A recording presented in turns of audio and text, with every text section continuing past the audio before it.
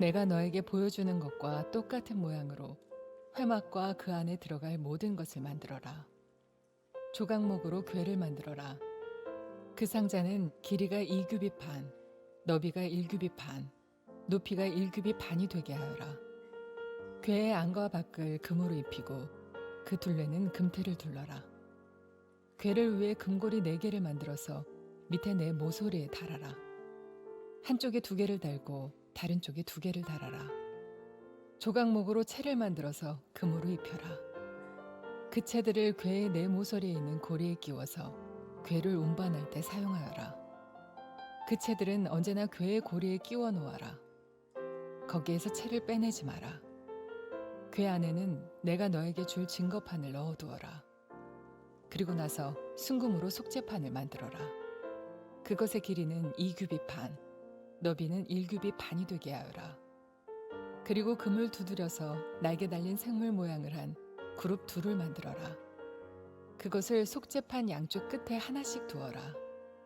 그룹 하나는 속죄판 한쪽 끝에 두고 다른 그룹은 다른 쪽 끝에 두어라. 그 그룹들을 속죄판에 잘 연결시켜서 전체가 하나가 되게 하여라. 그룹들의 날개를 위로 펴서 그 날개로 속죄판을 덮게 하고 속죄판 쪽으로 서로 마주보게 하여라. 이 속죄판을 궤 위에 놓아라. 그리고 궤 안에는 내가 너에게 줄 증거판을 넣어두어라. 내가 거기에서 곧 언약궤 위에 있는 그룹 사이의 속죄판 위에서 너를 만나줄 것이다. 내가 거기에서 이스라엘 백성에게 나의 모든 계명을 줄 것이다. 성경을 보다 보면 굉장히 중요해 보이는데 이게 참 어렵다, 이 내용이 좀 복잡하다 이렇게 느껴지는 내용을 만나곤 하는데, 그중에 아마 대표적인 것이 제사제도 같습니다. 구약의 제사제도가 레위기에 기록되어 있는데 되게 복잡해요. 그래서 이제 성경 읽기 할 때도 레위기는 그냥 꼭 참고 넘어가야 돼요. 읽어도 헷갈리고 어렵죠. 근데 굉장히 중요하다는 것을 아는데 참 어렵다 이런 생각을 합니다. 근데 이런 제사제도와 함께도 연결되어서 좀 복잡하게 보이는 것이 성전에 대한 여러 기록들입니다.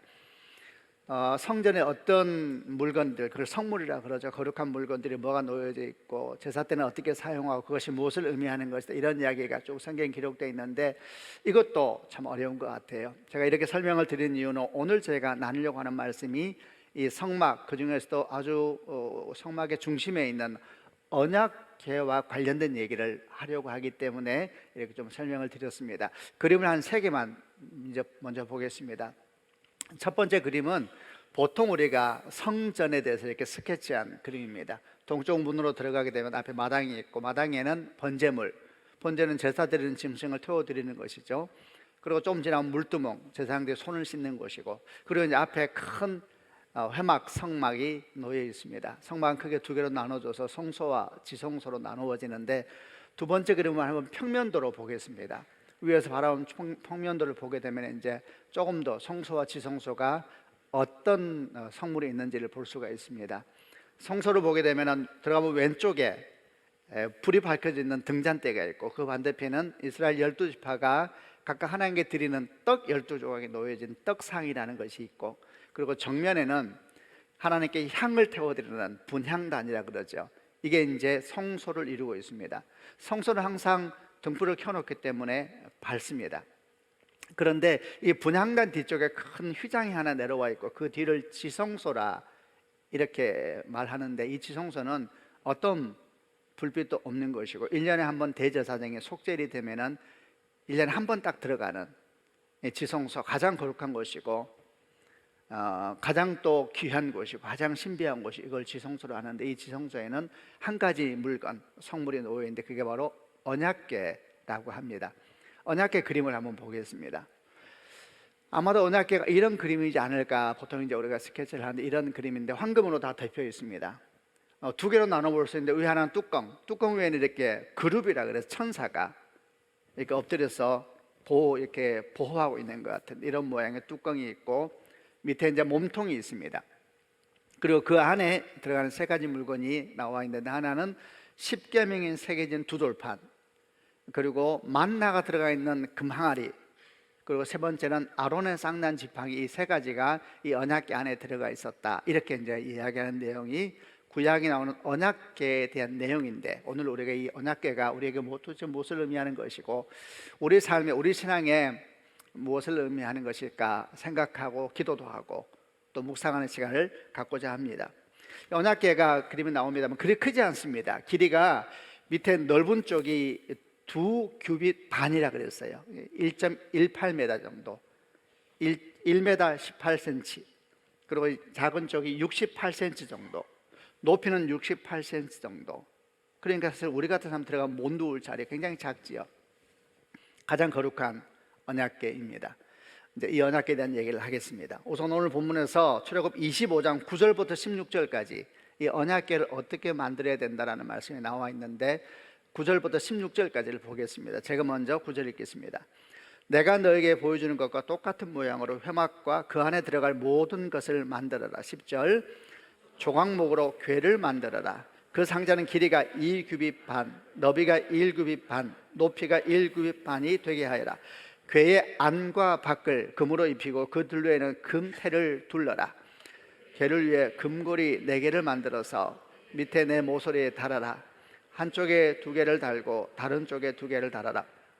조각목으로 채를 만들어서 금으로 입혀라.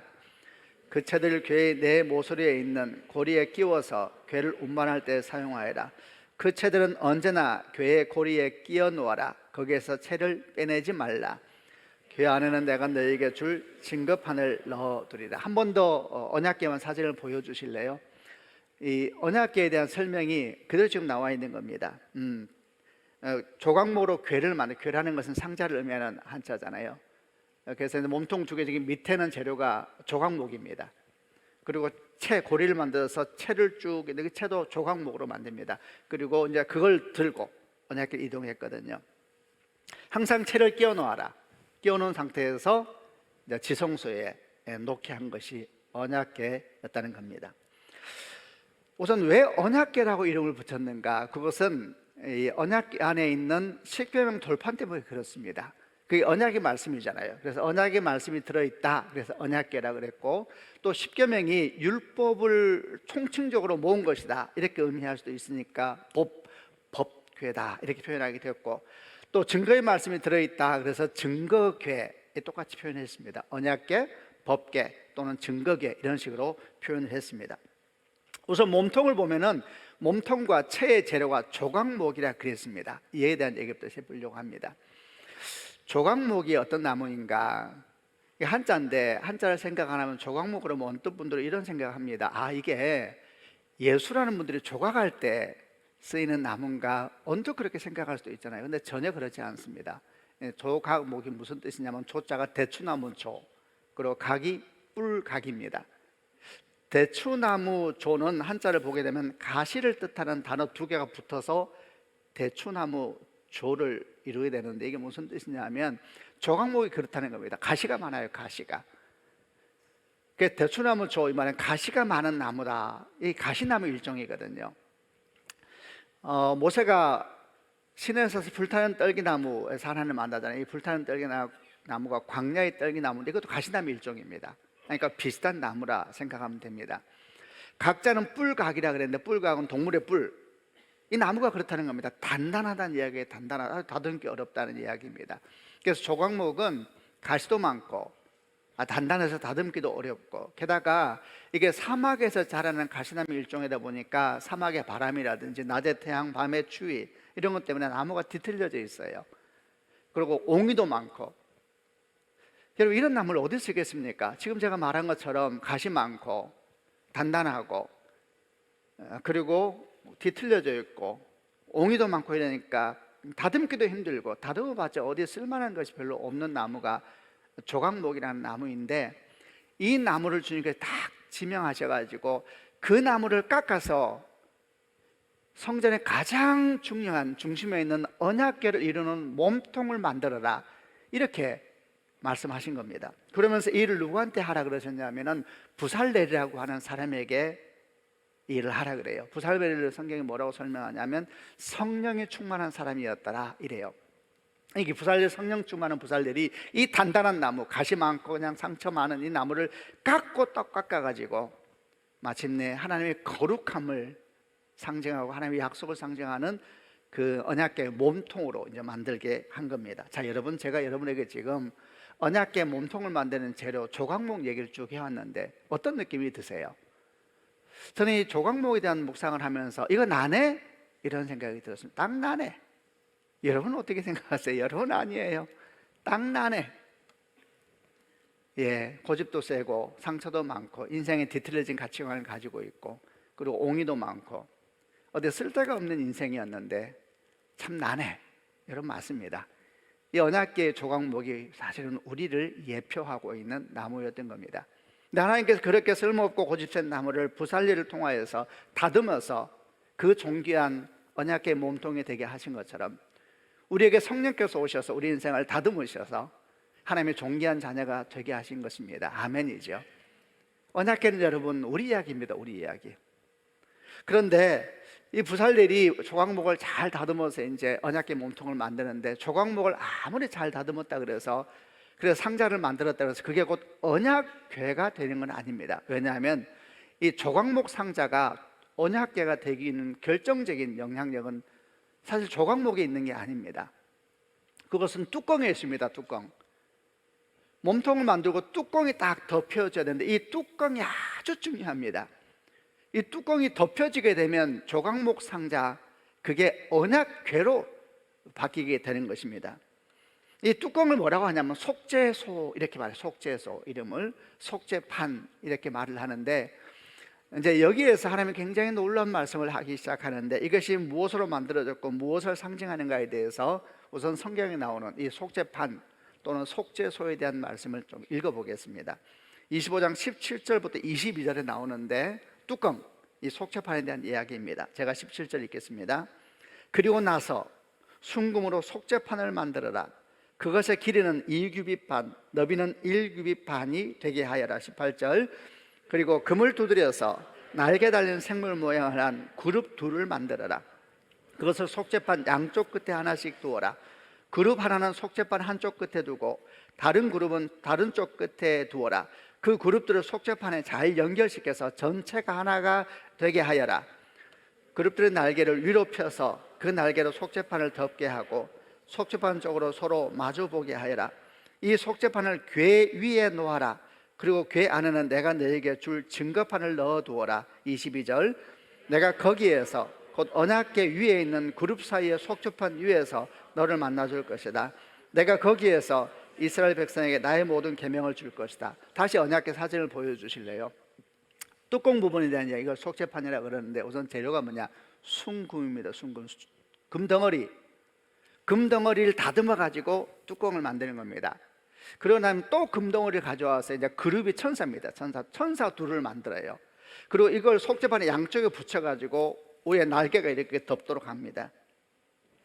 거룩함, 하나님의 보호하심, 이렇게 이 그룹 두 마리가 다 이렇게 덮고 이제 뚜껑이 이렇게 완성되는데 이게 이제 속죄판이란. 왜 속죄판 소는 속죄소라 이름을 붙였냐면 왜냐하면 이곳에서 죄 용서의 역사가 일어나게 되거든요. 이스라엘 백성은 이제 1년에 한 번 대속죄일 되면 대제사장이 지성소로 들어간다 그랬습니다. 1년에 한 번만 들어가요. 아무것도 안 보입니다. 지성소는 어떤 빛도 없습니다. 근데 그곳에 들어가서 이 짐승의 피를 가지고 들어가요. 이스라엘 백성의 죄 사함을 위해서. 근데 그 피를 어디에 뿌리냐? 이 속죄소에 뿌립니다. 그럼 주님께서 그 피를 보시고 이스라엘 백성의 죄를 용서하세요. 그리고 내가 그곳에서 이스라엘 백성을 만나고 내가 나의 모든 계명을 줄 것이다. 그리고 주께서 말씀하신다. 이게 오늘 지금 읽은 속죄판에 대한 말씀입니다. 순금 덩어리로 만들었다 그래요. 순금으로. 그 말은 그만큼 이게 거룩하고 순결하고 그만큼 중요하다는 얘기예요. 이렇게 만들어진 속죄판이 아까 말한 조각목 상자 위에 딱 덮일 때 드디어 조각목 상자는 언약궤라는 상자로 거듭나게 됩니다. 조각목이 아니라 언약궤가 되어버리는 것입니다. 결국 어디서 시작해요? 모든 시작은 속죄판입니다. 속죄판. 순금덩어리로 만들어진 그곳에 뿌려진 피, 거기에서부터 모든 일이 시작됩니다. 여러분 느껴지십니까? 이 속죄판이 무엇을 예표할까요? 예수 그리스도이시죠. 예수의 피가 뿌려졌을 때에 주께서 그 피를 보시고 여러분과 저를 용서하셨잖아요. 그리고 그 예수께서 여러분과 제 삶을 덮으신 것을 믿으십니까? 덮으셨을 때 어떻게 되느냐? 그 쓸모없는 조각목 상자가 하나의 언약궤로 바뀌는 겁니다. 여러분 그게 복음입니다. 성경을 보면 우리를 뭐라고 말하냐? 양자라 그래요. 양자. 양자는 뭐냐? 예수님만이 아들이세요. 하나님이시죠.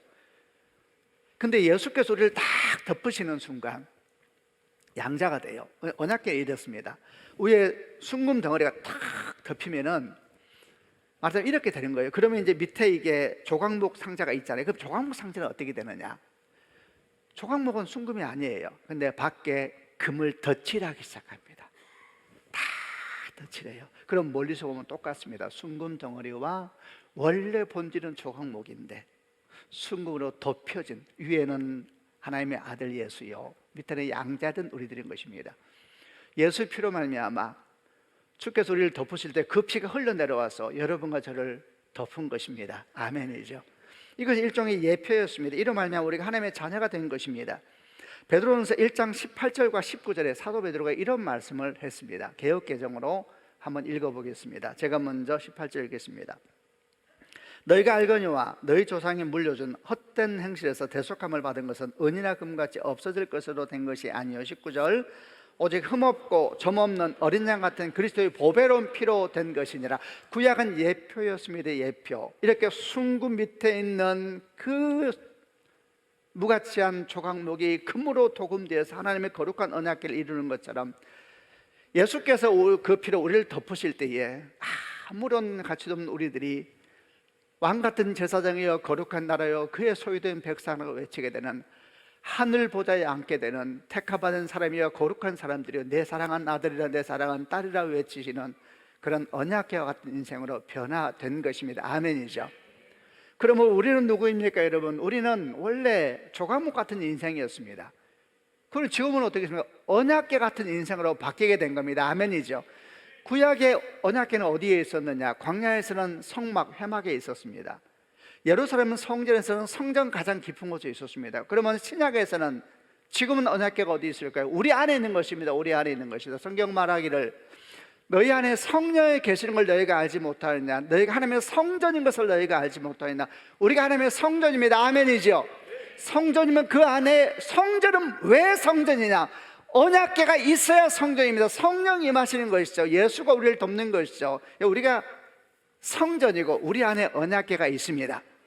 우리 본질은 아무런 가치가 없고 비뚤어지고 욕심도 많고 고집도 세고 가는 곳마다 그냥 찔러대고 그런 조각목 같은 인생이고 다듬어도 이렇게 안 다듬어지고 어떻게 제가 참 그런데 성령으로 우리를 다듬으시고 예수의 피로 다 우리를 덮으시느냐, 그 피가 흘러내려와서 우리를 덮어버리는 것입니다.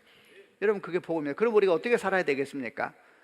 우리가 조각목 같은 인생으로 살아야 되겠습니까? 언약궤 같은 인생으로 살아야 되겠습니까? 언약궤 같은 인생으로 살아야 되는 것입니다. 여러분 그러면 언약궤 같은 인생으로 산다는 것은 도대체 무엇을 의미하는 것일까? 이제 오늘 이것이 언약궤에 대한 말씀을 받아들여 우리가 고민해야 될 주제입니다. 언약궤 같은 인생으로 사는 그런 존귀한 인생으로 산다는 것은 무엇을 의미하는 것일까? 그것은 언약궤 안에 들어있던 세 가지 물건을 생각하면서 묵상하시면 됩니다. 하나님께서 덮으셨습니다. 그리고 황금으로 다 덧칠하시고 드디어 존귀한 자가 되었습니다. 그런데 여러분 생각해 보세요. 뚜껑을 열었더니 아무것도 없다. 상상해 보세요. 언약궤에 아무것도 없어요. 그럼 그 언약궤는 뭡니까 도대체?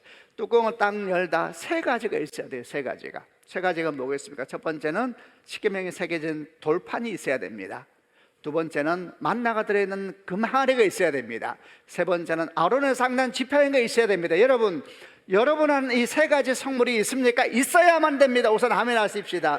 있어야 그게 언약궤입니다. 그게 언약궤를 품은 인생을 사는 겁니다. 조각목이 아니라 하나님의 거룩한 인생을 사는 것, 이 세 가지가 항상 있어야 돼요. 십계명이 새겨진 돌판, 만나가 들어있는 금 항아리, 그리고 아론의 상단 지팡이가 딱 마음에 있는 사람은, 그 사람은 오늘 거룩한 존귀한 언약궤 인생을 사는 인생이 되는 것입니다. 아멘. 그러면 첫 번째, 십계명이 새겨진 돌판을 품고 산다는 것은 오늘 우리에게 무엇을 의미하는 것이겠습니까? 우선 돌판에 십계명이 새겨졌다 그래도 이 돌판이 오늘날 무엇을 의미하는 것인가? 그것은 고린도서 3장 3절에 이런 말씀이 있습니다. 너희는 우리로 말미암아 나타난 그리스도의 편지니 이는 먹으로 쓴 것이 아니요 오직 살아계신 하나님의 영으로 쓴 것이며 돌판에 쓴 것이 아니요 오직 육의 마음판에 쓴 것이라 그랬습니다. 구약의 하나님은 돌에 새기셨습니다. 신약의 하나님은 우리 마음에 새기십니다. 아멘이죠. 그러나 마음에 주의 말씀이 새겨져 있는 사람들은, 이 사람은 언약궤 안에 십계명이 새겨진 돌판이 있는 것과 같은 사람입니다. 여러분은 여러분 마음판에 주의 말씀이 새겨지고 또 새겨지기 위해서 몸부림치는 사람입니까?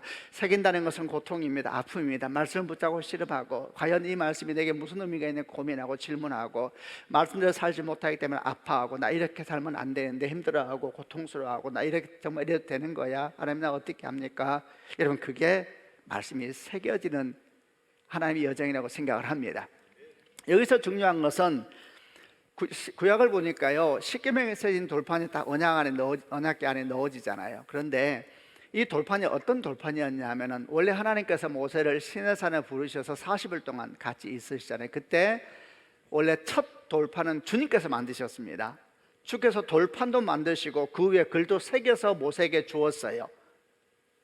근데 그때 이제 아랫 동네에서 금송아지 만들고 야단 법석이 있었지 않습니까? 그때 주님께서 내려가라 백성이 범죄하였다 이럴 때 모세가 그 돌판을 가지고 내려가다가 백성들을 보니까 금송아지 만들어 그야말로 야단 법석이 일어난 현실을 보자 너무너무 분노하여서 그 돌판을 던져서 깨버렸습니다. 대단해요 모세. 하여튼 하나님이 준 거 막 깨버렸어요. 와, 누가 제일 놀랐을까요? 하나님 세상에. 와, 세상에. 자, 일이 다 끝나고 나니까 하나님 다시 부르세요. 근데 두 번째 부를 때는 뭐라고 하시냐면 이렇게 말씀을 하십니다. 이게 중요한 말씀이에요. 34장 1절에 이렇게 말씀을 하세요. 출애굽 34장 1절 읽어보겠습니다. 시작. 여호와께서 모세에게 말씀하셨습니다. 처음 것과 같은 돌판 두 개를 깎아라. 네가 깨뜨려버린 처음 돌판에 섰던 것과 같은 똑같은 것을 거기에 써주겠다. 처음 돌판은 하나님이 만드셨습니다. 근데 두 번째는 주께서 말씀하세요. 네가 만들어 와라 그래요. 네가 다듬어 와라. 돌판을 네가 깎아라. 쉬운 것이 아닙니다 여러분. 돌판을 다듬는 게 어떻게 쉽겠습니까? 오늘날도 도구가 있어도 어려워요. 근데 그 돌판을 깎는 것은 굉장히 어려운 겁니다. 근데 주께서 깎아와라 그럽니다. 모세가 돌판을 찾았겠지요. 그 돌판에 분명히 문제도 많았겠죠. 그 돌판을 깎고 어떻게 도대체 깎았을까요? 돌판을. 그 돌판을 깎은 돌판을 가지고 시내산에 올라간 겁니다. 그래서 주께서 그 돌판에 하나님의 말씀을 새겨주셨지요. 이것은 이후로 주께서 일하심에 대한 굉장히 중요한 계시적인 사건이 되었습니다. 주의 말씀을 여러분 심령에 새기길 원하십니까? 그럼 여러분이 그 돌판을 다듬어 오셔야 합니다. 돌판은 마음밭입니다. 마음밭. 여러분 마음밭은 여러분이 챙기셔야 합니다. 여러분 마음을 누가 관리합니까? 우리가 관리하는 것입니다. 우리가 계시록 3장 27절 말씀에 볼지어다 내가 문 밖에 서서 문 밖에서 두드리는, 무슨 문을 두드립니까? 마음의 문을 두드리는 것이죠. 문을 열면 내가 그에게 들어가. 마음의 문을 열면 주께서 들어와서 이렇게 말씀하셨잖아요. 그러니까 언약궤 같은 인생을 살기 위해서 내가 십계명에 새겨진 돌판을 가져야 되는데 그를 위해서 먼저 우리에게 필요한 것은 항상 주 앞에 나올 때마다 여러분 마음을 잘 관리하시고 마음을 잘 다듬고 나오는 축복이 있기를 바랍니다. 지금 우리가 이렇게 말씀을 제가 주님의 이름으로 여러분에게 전하고 있습니다. 이 시간은 말씀 때문에 괴로워야 되고 아파야 되고 낙심하기도 이런 시간이거든요. 말씀이 새겨지는 시간이죠. 어떤 마음으로 오셨습니까? 마태복음 13장에는 네 가지 마음밭이 나옵니다. 길가와 같은 마음, 돌잡 같은 마음, 가시떨기와 같은 착하고 좋은 마음, 네 가지가 나오죠. 어떤 마음입니까 여러분? 길가와 같은 마음은 사람이 하도 많이 밟고 다니면서 아주 굳어져 강팍한 마음이죠. 돌잡은 마음은 상처가 가득한 마음, 가시떨기 마음은 욕망과 탐심이 가득한 마음입니다. 착하고 좋은 마음. 여러분 착하고 좋은 마음으로 주 앞에 나오는 축복이 있기를 바랍니다. 자기 마음을 관리하고 주 앞에 기도하고 자기 마음을 돌아볼 줄 알아야 됩니다. 내 마음이 어떠한가? 여러분 마음은 어떠세요? 여러분 마음이 어떠한가? 돌아보는 사람은 이미 은혜 가운데 있는 사람입니다. 아멘. 내 마음이 하나님 아버지 돌판 돌짝밭과 같고 가시밭과 같습니다. 내가 어떻게 해야 되겠습니까? 주 앞에 기도하면서 내 마음을 기경하여 주시옵소서. 이렇게 주 앞에 기도하는 자에게 하나님 은혜가 임하게 될 줄로 믿습니다. 이런 마음으로 자기 마음에 대해서 안타까워하고 나는 왜 주의 말씀에 대해서 이렇게 진지하게 반응하지 못할까? 나는 왜 주의 말씀에 대해서 이렇게 진지하게 반응하지 못할까? 이렇게 고민하고 아파하면서 성전에 앉아있는 사람은 복받은 사람입니다. 아멘이죠. 왜냐하면 그 사람은 주께서 말씀한 것처럼 돌판을 깎아 올라오라 그랬잖아요. 깎아 올라와서 주 앞에 앉아있는 사람이거든요. 여러분, 그 사람의 인생은 조각목이지만 거룩한 언약 같은 인생이 될 줄로 믿습니다. 거기서 다시 시작됩니다. 두 번째는 또 뭐가 있어야 된다 그랬습니까? 두 번째는 만나를 담은 금 항아리가 항상 안에 있어야 된다 그랬습니다. 여러분 안에 있습니까? 만나는 무엇을 의미합니까? 성경을 보니까 만나는 주님께서 출애굽하고 난 다음에 먹는 것이 다 끝나자 하늘에서 양식을 주기 시작하셨죠. 가나안 땅에 들어가서 그 땅의 소산을 먹기 전까지 40년 동안 만나를 줍니다. 만나를 어떻게 주셨습니까? 매일 아침 눈 뜨고 나가면은 어둠과 빛 그 사이에 만나를 내렸습니다. 그리고 만나가 반짝반짝할 때에 이스라엘 백성은 다 하나님이 하루치만 모으라 그랬어요. 하루치. 근데 여러분, 하루치만 모았을까요? 이틀치, 3일치, 10일치, 100일치 모았을까요? 하루치만 못 모으죠. 불안해서 어떻게 해요? 오늘 은혜 주셨지만 내일은 뭘 주실지. 이스라엘 백성이 절대 하루치 안 모았을 겁니다. 모으고 또 모으는 겁니다. 그럼 어떻게 되느냐? 성경이 이렇게 말해요. 하루가 지나고 그 다음 해가 뜨면 그 모아놓은 곳이 냄새가 나기 시작합니다. 거기서 벌레가 생기고 거기서 냄새가, 온 집안이 냄새가 나는 거예요. 그러면 백성들은 버리겠죠. 주님께서 하루만 하라 그랬는데. 그러면 또 용기가 생겨서 그 다음 날은 하루만 모았겠죠. 한 2, 3일 지나면 또 두려움이 오는 것입니다. 하루는 뭐 어떻게, 주님이 어떻게 할지. 누가 그래도 그제 제가 목사님 모임하고 왔는데 하나님이 인생 책임질지 알았었대요. 이렇게 할지 몰랐대요. 그래서 나가서 일주일치 모으고 100일치 모으고, 그러면 또 저녁에 하루 지나고 아침에 해가 뜨면 또 냄새가 나고 벌레가 온 집에 윙윙거리고 돌아다니기 시작하고, 매우 상징적이며 실제적이죠. 이런 과정이 계속 반복되면서 이스라엘 백성은 뭘 훈련했냐면 매일매일 주와 함께 걸어가는 게 신앙이구나. 매일매일. 여러분은 일용할 양식을 주시는 하나님을 믿으십니까? 신앙이라는 건 매일매일 주와 함께 걸어가는 신앙의 여정인 걸 믿으십니까? 믿으셔야 됩니다. 그 믿음이 가지고 있는 사람은, 그리고 그 매일을 주와 함께 걷기 원하는 사람은 만나가 담긴 금 항아리를 가진 사람인 것입니다. 그러나 우리는 보통 그렇게 못 삽니다. 왜냐? 우리는 두렵고 염려가 되기 때문에 항상 염려와 근심 속에서 살아갑니다. 이스라엘 백성도 그랬지 않습니까? 얼마나 많은 사람이 과거에 매이고 미래에 사로잡혀서 현재 내게 주어진 은혜를 보지 못하고 지나가는지 모릅니다. 과거에 매인다는 것은 과거의 후회 속에 사는 것이고, 미래에 사로잡힌다는 것은 미래에 대한 염려와 근심 속에 사는 것이잖아요. 과거에 매이고 미래에 사로잡힌 사람은 절대 지금 일상 속에서 함께 하나님을 못 봅니다. 그럴 수가 없습니다. 저는 우리 지난주에 카자흐스탄에서 힐링 캠프 있었는데, 힐링 캠프의 소식이 너무 아름다워요. 하나님 우리 교회 정말 복을 주세요. 근데 저는 이제 그 가지는 못하고 목회자 리트릿이 좀 하나 있어가 3박 4일 다녀왔는데, 아주 귀한 분들과 함께 만나서 기도도 하고, 우리가 지금 어디에 서 있는가 강의도 듣고, 이제 그런 시간이었습니다. 그런데 제가 강의를 듣다가 제 마음이 무너져 버렸습니다. 강의 중에 어떤 내용이 있었냐면, 한국 교회가 어디에 서 있으면 앞으로는 어디로 가고 있는가에 대한 이야기였는데, 내용이 이랬습니다. 2012년도, 지금부터 10년 전에 한국교회 개신교의 총 인구수가 1100만 명이었습니다. 1100만 명, 개신교 전체 총수가. 근데 10년이 지나서 2022년도에 총수가 770만 명으로 줄어들었습니다. 3분의 1이 줄어든 것이죠. 저 그거 알고 있었습니다. 그리고 그 중에 8%가 이단입니다. 저는 그 자료를 보면서 2050년경이 되면은 몇 명이나 남을까? 그 자료 보니까 그래도 한 200만 명, 300만 명 정도로 남겠다. 정말 너무너무 어려운 상황이죠. 그래도 믿음으로 붙잡고 오늘 내게 좋은 삶을 열심히 살아야겠다, 그렇게 생각했습니다. 그런데 제가 아주 중요한 한 가지 사실을 놓치고 있었습니다. 그게 뭐냐? 이 모든 숫자에는 가나안 성도가 포함되어 있었습니다. 그래서 가나안 성도가 아니라 정말 교회를 함께 이루면서 몸부림치고 있는 그런 성도만의 숫자를 알게 되면서 무너져 버렸습니다. 왜냐하면 가나안 성도가 점점 늘어나고 있는데 2012년도에 1100만 명일 때 가나안 성도가 10%였습니다. 그리고 8%가 이단이었죠. 근데 2022년도 8%가 이단인데 가나안 성도는 30%로 늘어났습니다. 이렇게 계산을 해보니까 어디까지 가게 되었느냐, 2050년이 되니까 가나안 성도를 30%고 이단을 8% 보아도 남는 성도 수가 150만 명이 안 됐습니다. 이게 어느 정도인지 심각한지 여러분 감을 못 잡으실 겁니다. 2012년도에 가나안 성도하고 이단을 빼고 나면 900만 명 정도가 개신교 성도였는데 2050년경에 130만 명에서 150만 명으로 줄어드니까 6분의 1로 줄어드는 겁니다. 그 내용을 듣고 저는 무너져 버렸습니다. 뒤에 앉아서 강의를 듣는데 아무것도 눈물밖에 안 났습니다. 2050년이 되면 제가 85세거든요. 나이 계산을 합니다. 85세면 교회는 은퇴했겠죠. 그러나 내가 주 앞에 가는 때가 오는데 내가 부흥의 교회를 물러받았다가 미종족 교회를 남기고 가는구나 생각이 들어요. 미종족이 3%, 2050년 인구의 3%가 기독교인이 될 겁니다. 개신교. 마음이 무너져버려서 아무것도 안 들리더라고요. 제 옆에 아내가 앉아있었는데 나보고 자꾸 정신 차리라고 그래요. 정신이 안 차려지더라고요. 눈물밖에 안 나오고, 우리 한국 교회가 소멸되고 있구나. 지금 급속하게 소멸되고 있구나. 미래에 대한 걱정이 저를 덮으니까 아무 생각이 안 납니다. 눈물밖에 안 나고, 이게 무슨 소용이 있나.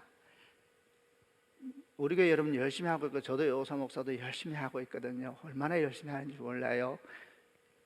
아무런 필요 없다. 이게 무슨 소용? 깊은 우울증이 한순간 저를 덮는데 이게 다 무슨 소용이 있나? 이게 다 무슨 소용이 있나? 근데 갑자기 그런 상황 속에서 한 사람의 소리가 마치 하나의 음성처럼 들려왔습니다. 어떤 여자분이 나와서 뭐라고 말하냐면 이런 얘기를 하는 거예요.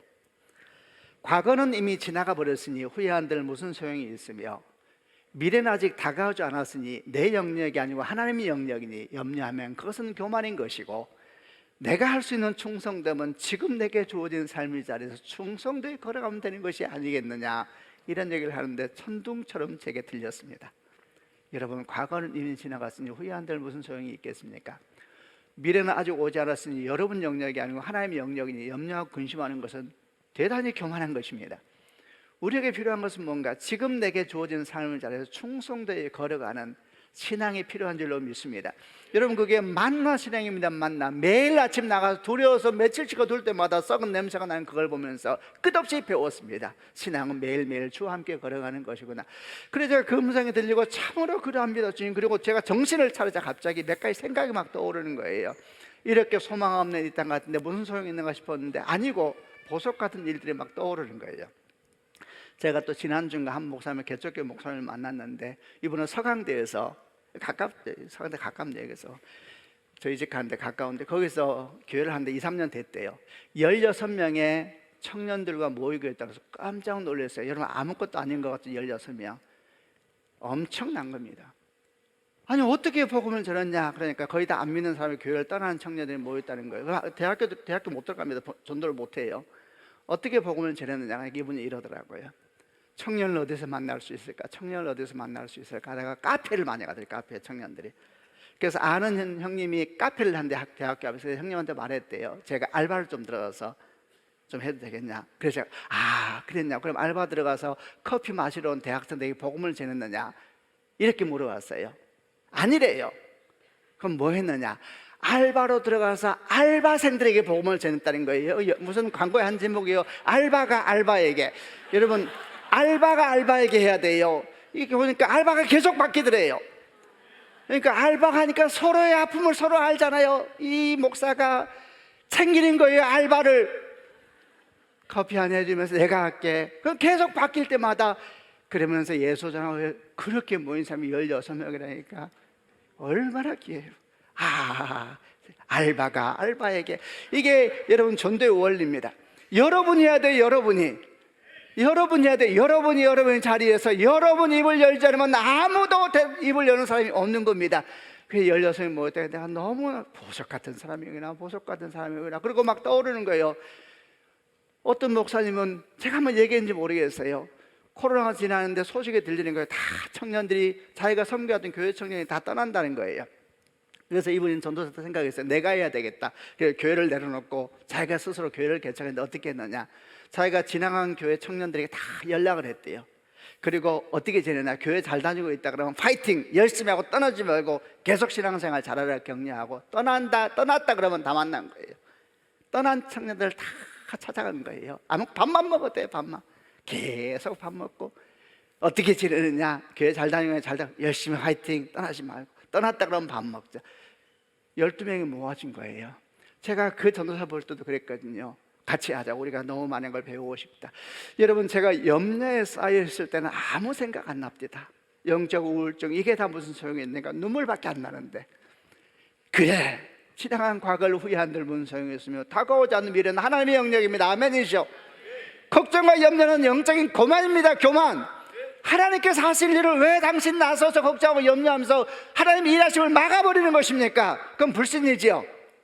지금 내게 주어진 삶에서 내가 열심히 살아야 되겠다, 이렇게 했더니 새벽 이주 같은 청년들이 막 생각이 나면서 갑자기 제가 기뻐지는 거예요. 옆에 아내에게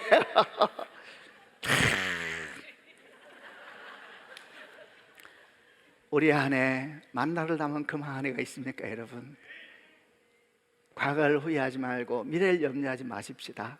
지금 내게 주어진 삶을 잘해서, 그게 믿음입니다. 여러분, 하루하루 이렇게 살아갈 때 하나님께서 역사하시는 것입니다. 히브리서 12장 28절과 29절에 이런 말씀이 있습니다. 히브리서 12장 28절 29절을 개역개정으로 한번 읽어보겠는데요, 제가 28절 읽겠습니다. 그러므로 우리가 흔들리지 않는 나라를 받았은즉 은혜를 받자. 이로 말미암아 경건함과 두려움은 하나님을 기쁘게 섬길지니. 29절, 우리 하나님은 소멸하는 불이심이라. 두 가지가 들어옵니다. 첫째, 우리는 흔들리지 않는 나라를 받았다 그랬습니다. 세상 나라는 다 흔들립니다. 바람이 흔들리고 지진이 흔들리고 두려워서 흔들리고 염려하면서 흔들리고 흔들립니다. 여러분, 그런 나라가 우리가 받은 나라가 아닙니다. 우리가 받은 나라는 흔들리지 않는 나라를 받았으니 은혜를 누리자. 여러분, 그 나라를 딱 붙잡고 나아가는 성도가 되기를 주님의 이름으로 축원합니다. 그리고 두 번째, 주님은 소멸하는 불이시에요. 소멸하는 불. 저는 이 말씀 이렇게 해석했습니다. 주께 소멸하셔서 뭘 소멸합니까? 염려와 근심과 두려움과 슬픔과 우울함과 약함을 다 소멸하는 불이십니다. 아멘이죠. 근데 여러분, 소멸하는 불은 소멸만 하는 것이 아니고 다시 새로운 생명을 탄생하게 하는 불이십니다. 여러분, 산불을 생각해 보세요. 산불이라면 온 산을 다 태워버려요. 그런데 그게 끝나는 것이 아닙니다. 그 잿더미에서 새로운 생명이 꿈틀고 올라오는 것을 보셨습니까?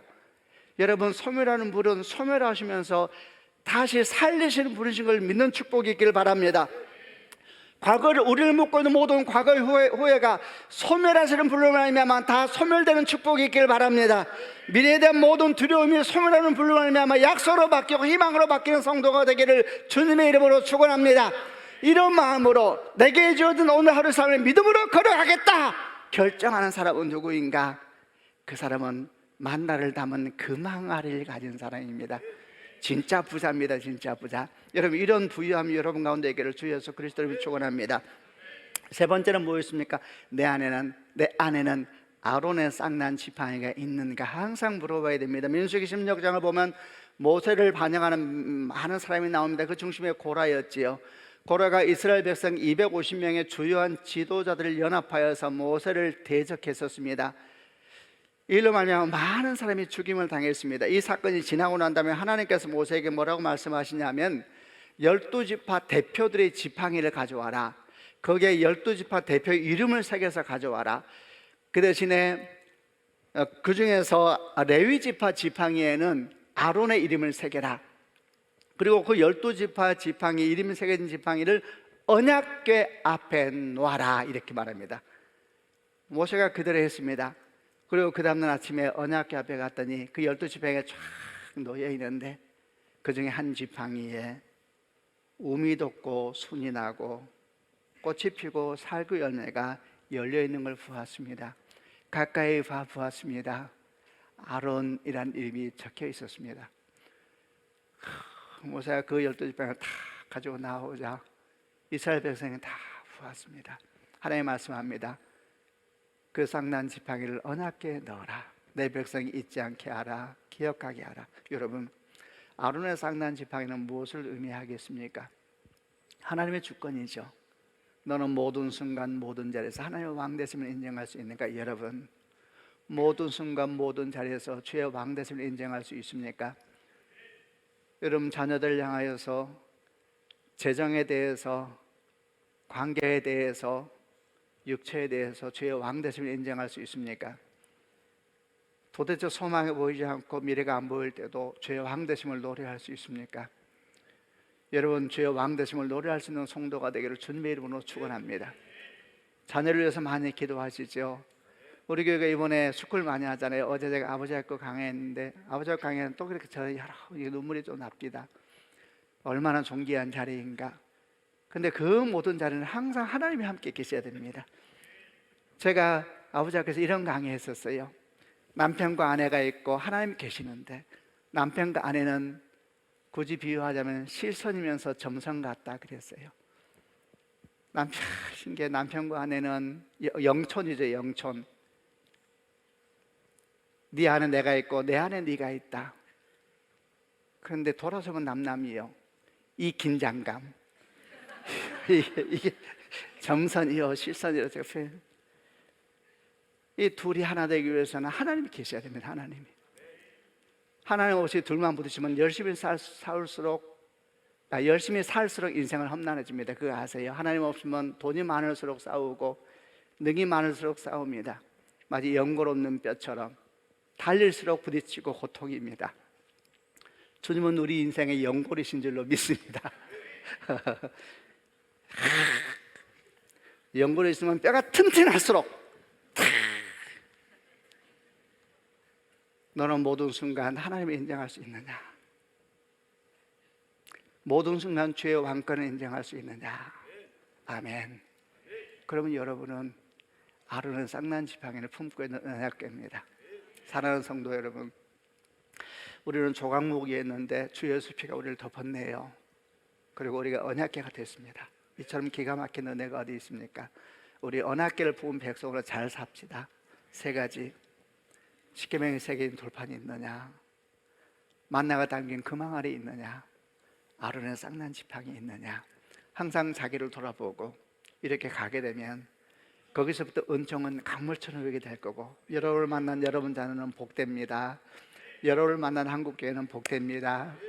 여러분을 만난 이 사랑하는 조국은 복됩니다. 여러분을 만난 사람도 복됩니다. 거기서 모든 것이 시작되기 때문입니다. 주의 은혜가 여러분과 함께 하시기를 바랍니다. 기도하십시다. 가슴에 한 번 더 손을 얹어 보시길 바랍니다. 오늘 말씀을 드리면서 하나님께서 여러분에게 주시는 말씀은 무엇이었습니까? 여러분 마음을 불편하게 하기도 하고 먹먹하기도 하기도 하고 여러분 마음을 머물게 하기도 하시는 그런 말씀이 무엇인지 지금 그 말씀을 다 한번 붙잡으시길 바랍니다. 그리고 그 말씀 붙잡고 기도하십시다. 하나님 아버지, 이 말씀 제 심령에 심겨진 이 말씀을 위하여 기도합니다. 뿌리 내리게 하여 주시고 열매 맺게 하여 주시고 아무쪼록 주께 기도하기는 스쳐 지나갔던 바람 같은 말씀이 되지 않게 해주시고 생명의 씨앗인 말씀이 내 심령에 심겨지게 하여 주셔서 깊이 뿌리내리고 열매 맺는 주의 생명의 말씀이 되게 하여 주옵소서. 이 말씀이 내게 새겨지게 하여 주셔서 이 말씀이 내 안에서 역사하여 주셔서 내 삶을 주 앞에 담대하게 나아가는 하나님 정말 복된 인생 되도록 은혜를 베풀어 주옵소서. 주신 말씀 붙잡고 함께 하나님께 기도하겠습니다.